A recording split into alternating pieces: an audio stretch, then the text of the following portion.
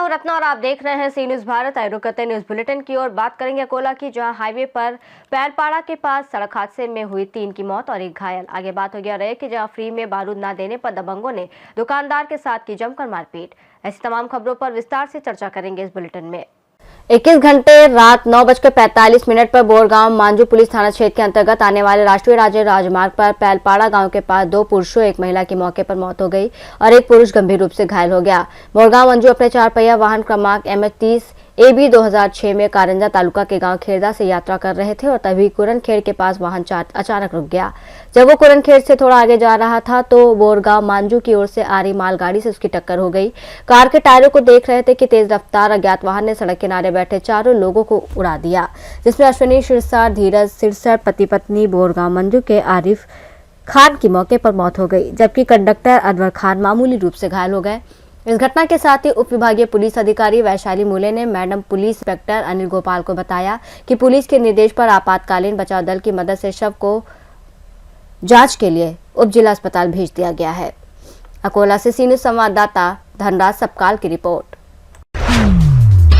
झांसी के सकराल थाना क्षेत्र के ग्राम मगरपुर में दीपावली के दिन 2 दोस्तों की तालाब में डूबने से मौत हो गई, जिससे दोनों परिवारों में मातम छा गया। ग्राम मगरपुर निवासी श्यामलाल पुत्र सुम्मी ने 20 अक्टूबर को अपने बेटे राहुल के लापता होने की सूचना दी थी।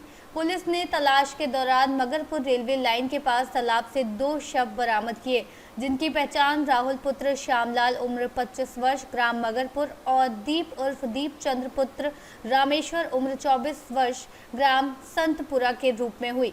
पुलिस क्षेत्राधिकारी टहरौली अरुण कुमार राय ने बताया कि दोनों नहाने के लिए तालाब में उतरे थे, लेकिन गहराई अधिक होने से डूब गए। पुलिस ने शवों को पोस्टमार्टम के लिए भेज दिया है। दोपहर श्यामलाल पुत्र सिल्ली निवासी मगरपुर थाना सकराल ने प्रभारी निरीक्षक सकराल को सूचना दी। उनका पुत्र राहुल जिसकी उम्र 25 साल है और उसका साथी दीपचंद जिसकी उम्र 24 साल है, कल सुबह 9 बजे नहाने को निकले थे, जो अभी तक वापस नहीं आए। उप सूचना पर तत्काल प्रभारी निरीक्षक सकराल उसके पिता और दीपचंद के पिता को साथ लेकर के अन्य गाँव वालों को लेकर के तलाश चालू किया, तो देखा कि गाँव के तालाब जो पास में ही था वहाँ पे उनकी चप्पलें पड़ी मिली थी। तत्काल उन्होंने लोकल गोताखोरों के सहायता से तलाश किया उस तालाब में, तो 2 बॉडी मिली, जो राहुल पुत्र श्यामलाल उम्र 25 वर्ष, दीपचंद पुत्र रामेश्वर परिहार उम्र 24 वर्ष की थी।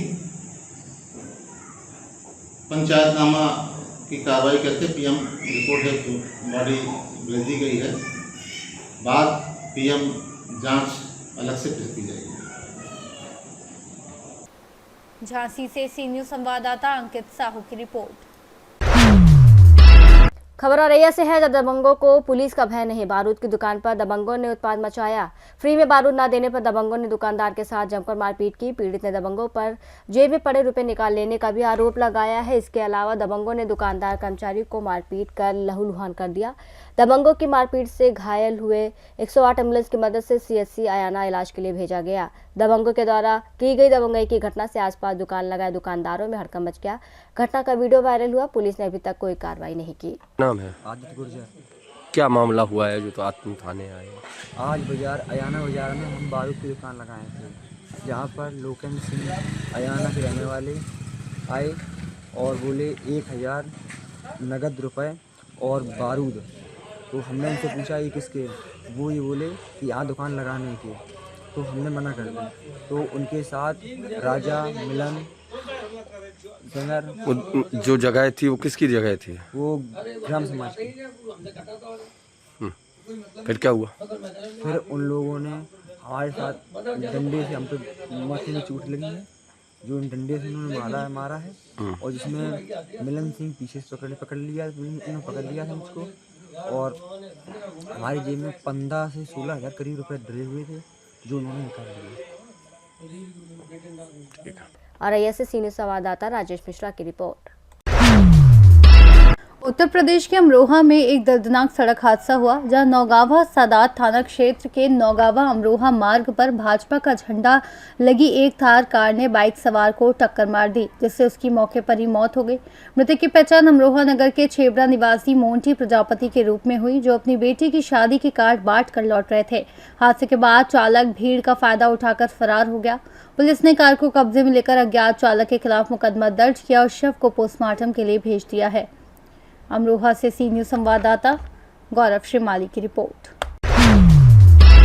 अयोध्या जनपद मिल्कीपुर तहसील के तिवारीगंज बाजार में सांसद निधि से लगाई गई हाई मास्ट लाइट दीपावली के दिन ही उखाड़े जाने पर भारतीय राष्ट्रीय पत्रकार महासंगठन मिल्कीपुर इकाई ने कड़ी निंदा की। तहसील सभागार में आयोजित बैठक में पत्रकारों ने सांसद पुत्र अमित प्रसाद की इस कार्रवाई को निंदनीय बताया और बहिष्कार का ऐलान किया।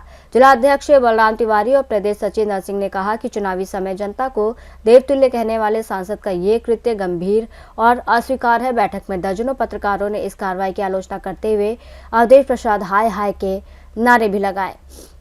लाइट उखड़वा रहे थे, बरमदेव बाबा देव स्थान की लाइट उखड़वा रहे थे, तो ये काफी निंदनीय कृत्य है। और ये चूंकि पत्रकार के नाम से वहां आपने लाइट लगवाई थी, पत्रकार के अनुमोदन पे लाइट लगवाई थी, पत्रकार की फोटो खिंचवा के लाइट लगवाई थी, इसलिए वहां के क्षेत्र के लोग ये मानते थे कि पत्रकार के अनुमोदन पे सांसद जी ने लाइट दिया है और उसको 1-1.5 महीने बाद आप उखड़वाने का काम कर रहे हैं। तो इससे ये काफी शर्मिंदगी है और ये सारे पत्रकार साथियों का अपमान है। ये लाइट की बात नहीं है, लाइट की जरूरत अगर है तो अगर दिक्कत थी तो अवधेश प्रसाद जरा सा कहते, हम लोगों से वरिष्ठ हैं वो, जरा सा कहते कि हमारे पास आमदनी की कमी है, हमारे पास फंड नहीं है, हमारे पास निधि की कमी है, तो हम सारे पत्रकार साथी इतने कमजोर नहीं हैं। चंदा लगा करके एक लाइट उनके घर पे लगा देते या पूजावन माई या जो स्थान वो कहते, हर जगह एक लाइट लगवा देते, इतने कमजोर नहीं है। मैं धन्यवाद देना चाहता हूं मिल्कीपुर के नए विधायक आदरणीय श्रीमान चंद्रभानु पासवान जी को, जिन्होंने बैठक होते होते, हम लोगों की बैठक चल रही थी, उसी समय उन्होंने फोन करके कहा कि अध्यक्ष जी आप चिंता न कीजिए और सांसद जी ने ये अच्छा कृत्य नहीं किया है, लाइट अगर लग गई थी तो नहीं खुलवाना चाहिए था, दूसरी जगह कोई व्यवस्था करके लगवा देना था। कहीं दीपक जला हो और उसको बुझा करके दूसरी जगह जलाओ, ये हिंदू धर्म भी नहीं कहता, ये सनातन भी नहीं कहता, ये हमारी परिपाटी भी नहीं करती। तो अब इससे थोड़ा दिक्कत है, लेकिन चंद्रभानु पासवान जी ने कहा सबके सामने, स्पीकर ऑन था, सभी को आश्वस्त करते हुए कहा कि अध्यक्ष जी चिंता ना कीजिए, जिस स्थान से सांसद पुत्र ने वो लाइट उखड़वाई है उसी स्थान पर मैं नई लाइट स्थापित कराने का काम करूंगा। धन्यवाद। अयोध्या से सी न्यूज संवाददाता सुनील की रिपोर्ट। शाहपुर क्षेत्र में परंपरा चलते आ रही है, पहाड़ों की टक्कर पड़े एक दूसरे से बढ़ाते हैं और मनोरंजन लेते हैं। कई सालों से परंपरा चलते आ रही पहाड़ों की टक्कर के कारण महाराष्ट्र से अन्य जिलों से भी लोग शाहपुर क्षेत्र में आते हैं। मनोरंजन के हिसाब से पहाड़ों की टक्कर की जाती है। पहाड़ों के टक्कर के साथ साथ यहाँ पर दुकान और झूले भी लगाए जाते हैं, जिसमें छोटे छोटे व्यापारी और दुकानदार रोजगार मिल जाता है उन्हें। दीपावली के दूसरे दिन पड़वा मनाया जाता है और यहीं से शुरुआत अन्य गाँव में भी पहाड़ों की टक्कर की जाती है। ज्यादा समय तक जो पड़े लड़ते हैं उन्हें इनाम भी दिया जाता है। वर्षों की परंपरा है, अनूठी परंपरा है।